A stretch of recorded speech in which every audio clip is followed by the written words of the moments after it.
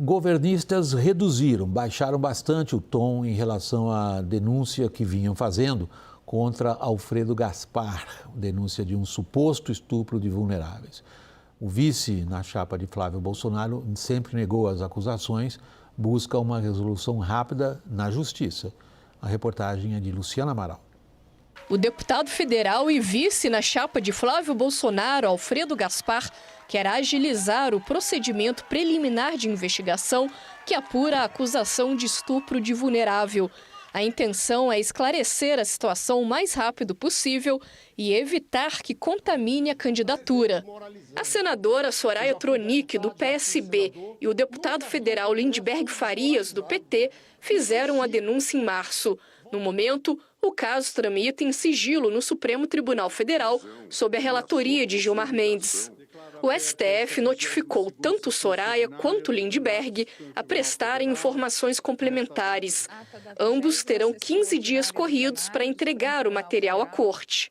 Em nota, a assessoria da senadora afirmou tratar-se de um procedimento regular previsto no curso da investigação e que, ao tomar conhecimento das graves denúncias, entendeu ser seu dever encaminhá-las às autoridades competentes, para que os fatos fossem devidamente apurados, sempre em respeito ao devido processo legal.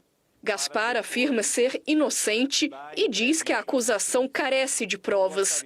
Segundo ele, a denúncia surgiu somente para tumultuar a reta final da CPMI do INSS, da qual foi relator. O deputado acionou o Supremo por calúnia e injúria. Nesta quinta-feira, Gaspar também apresentou pedidos à PGR e ao STF, nos quais oferece espontaneamente seu material genético para exame de DNA. Ao Supremo, ele solicita ainda que a perícia seja realizada em até 72 horas. Neste ano, Gaspar já havia coletado e disponibilizado seu DNA para análise e comparações. No documento, a defesa afirma que a única coisa que a existência indefinida de um procedimento sem prova produz em ano eleitoral é dano. A acusação já era conhecida pelos caciques do PL ao escolherem Gaspar como vice e é vista como perseguição de governistas. Aliados do deputado agora apostam na cobrança de um desfecho rápido da Justiça a tempo do pleito de outubro. Tentando virar a página da denúncia, a campanha de Flávio quer se concentrar no trabalho de Gaspar na relatoria da CPMI do INSS. No relatório final, ele recomendava o indiciamento de mais de 200 pessoas, entre elas Lulinha, filho do presidente Lula. A maioria dos parlamentares do colegiado, no fim, rejeitou o documento, mas o plano é explorar o candidato a vice como quem ajudou a trazer à tona as relações próximas ao Planalto. Cometemos um erro ontem e gostaríamos de corrigi-lo. Em uma reportagem no programa de ontem, na edição de ontem no WW, nós afirmamos que Alfredo Gaspar respondia a um inquérito no Supremo Tribunal Federal. Na verdade, o STF apenas recebeu um pedido de investigação por parte da Polícia Federal, mas ainda não a autorizou. Caio, que pé está, como a gente mencionou, a tentativa de se resolver logo isso na Justiça? A gente sabe que a Justiça tarda. Sim. Bom, há uma busca por parte do Alfredo Gaspar e da campanha do Flávio Bolsonaro para que tanto o Supremo Tribunal Federal e o relator do caso, Gilmar Mendes, quanto a Procuradoria-Geral da República, Dr. Paulo Gonet, acelerem o quanto antes a resolução disso. Como? O Alfredo Gaspar, ele já coletou material genético lá atrás. Essa denúncia do Lindbergh e da Soraya Tronic é de 27 de março. Na ocasião, deu um chabu danado. E aí, ele entrou com as ações todas contra os dois, denunciação caluniosa, tal. Mas ele pediu uma ação antecipatória para a coleta do material genético para provar, para cotejar, porque é um suposto crime, vamos dizer assim, que a vítima não aparece, né? Você tem um vídeo do que seria a filha da vítima dizendo que não procede a história. A história tem várias camadas, mas hoje a busca da campanha da oposição é que PGR e Supremo acelerem essa coleta de provas, que pegue o material genético da filha da suposta vítima e compare com o material genético do Alfredo Gaspar. Esse é um flanco. E tem um outro flanco político, que a gente trouxe hoje essa informação em primeira mão, que é uma movimentação do Lindbergh com o PL, o deputado Sóstenes Cavalcante, são amigos de muitos anos, os dois. O Lindbergh ontem, depois que o Alfredo Gaspar foi anunciado vice, ligou para o Sóstenes e falou, poxa, eu estou fazendo uma nota pública que para o Sóstenes soa uma retratação, barra um acordo, para o Gaspar tirar as ações e o Lindbergh não ter essas ações contra ele. Mas ainda o que a gente tem de informação é que hoje o PT chiou muito desse movimento do Lindbergh e aí isso ficou suspenso. Então tem um movimento jurídico da campanha do Flávio e tem um movimento político dos diretamente acusados, porque se a história for mentirosa, tem um risco grande de dano moral, de indenização e por aí vai. Bom, do ponto de vista da tática político-eleitoral, Leandro, o que o PT consegue é que o adversário fique falando sempre disso, né? Eu entendo que o PL, na hora da escolha do Gaspar, eles já tinham dentro do cálculo esse possível desgaste inicial durante a campanha. Agora, ainda fazendo esse cálculo do nível de desgaste, né, da chapa, justamente a nomeação se destaca por essa acusação feita por parlamentares governistas, né, e não pelo lado talvez positivo ou dos atributos positivos do deputado e ex-relator da CPMI do INSS.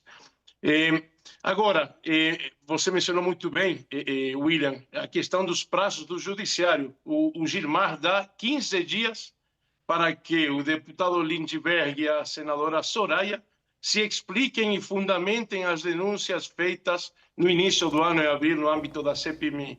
Numa campanha que dura 60 dias, 15 dias, é muita coisa. E até que esse processo avance, de fato, a chapa, né, o PL, o Flávio, terá que administrar uma agenda negativa. Acho pertinente, o Caio apontou bem, esse pedido de aceleração, né, de 72 horas para tentar encerrar rapidamente o caso, mas o fato está posto e a gente está falando aqui justamente de uma agenda negativa vinculada ao deputado Gaspar.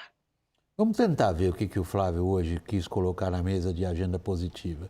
Ele fez algumas declarações que lembram muito o que o pai dele falava lá atrás. Isso lá na eleição de 2018, quando era, claro, óbvio, todo mundo que entrevista um candidato a presidente da República, em um momento ou outro, vai perguntar o que ele vai fazer com a economia.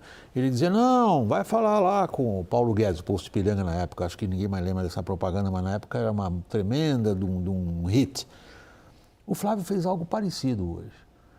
Ele dizia, eu não entendo tanto de economia. Cola? Não, isso não é uma surpresa, né, William? Todo mundo sabe que ele não entende de economia, ele não tem nenhuma experiência em gestão pública, né? Tem passagem pelo parlamento apenas. E é por isso que ele tem promovido tanto a Daniela Marques, que era o braço direito do Paulo Guedes no Ministério de Jair Bolsonaro, e está assumindo, inclusive, como porta-voz. Esteve aqui na CNN, deu entrevista, tem dado entrevistas, tem apresentado ali minimamente o que seria, por exemplo, um plano para as contas públicas. Mas não adianta, esse é um tema, essa investigação é um tema muito delicado, né? No momento em que a gente tem tratado tanto aqui de feminicídios em alta, baixa participação das mulheres na política. Hoje, por exemplo, tivemos já a novidade, o ineditismo do ministro do STJ condenado a perder o cargo, ainda é uma condenação por assédio sexual. É a primeira vez que isso acontece numa corte desse tamanho, dessa envergadura, né? Então, esse é o tipo de acusação e que, claro, que os fatos vão precisar ser esclarecidos. O deputado está fazendo a sua defesa, tem todos esses elementos que o Caio levantou aqui. Nós temos que ter bastante cuidado, inclusive pela suposta vítima, que era uma mulher e que era uma menor de idade na época em que se diz que o crime foi cometido. Então, com todo o cuidado jornalístico, inclusive, de como tratar o assunto, isso não deixa de ser um tema delicado no contexto que a gente já vive no Brasil e mais ainda no contexto político agora. William, foi uma escolha muito arriscada a escolha do Alfredo Gaspar, mas ela é clara em uma linha estratégica de forçar um debate de segurança pública, que é a maior preocupação da população, e segundo, um debate, o Gaspar ele tem um acervo muito grande da memória das investigações todas, né? Houve muito compartilhamento de informações das investigações das fraudes do INSS. Então teve essa aposta, né? Essa aposta, ela embute um risco. O risco é o que nós estamos vendo dessas denúncias, que até hoje não foram comprovadas. O judiciário não andou com isso lá atrás e agora ele virou um personagem muito relevante porque é candidato a vice-presidente. Então, a aposta da campanha do Flávio é nesse sentido. Então, o interesse da campanha é tentar convencer o quanto antes a justiça, né, no caso Gilmar Mendes e o Gonê, a darem uma conclusão quanto a isso, né? Porque o assunto vai ficando, né? Ele fica no ar, né? Ele fica uma dúvida, e isso há 60 dias da eleição. Num eleitorado majoritariamente feminino, é uma acusação grave, né? Assim, isso nem se fala, e contra vulnerável ainda. Enfim, então esse é o cenário. Leandro, usando a expressão que o Caio acabou de empregar aqui do aposta de risco, qual o tamanho desse risco? Obviamente dependerá da capacidade de gestão dos assessores jurídicos, dos advogados do Gaspar e do próprio PL. Agora, um desgaste que está posto, como a gente mencionava aqui, numa campanha curta, em vez de estar falando de pautas positivas, Flávio e Gaspar têm que estar se explicando.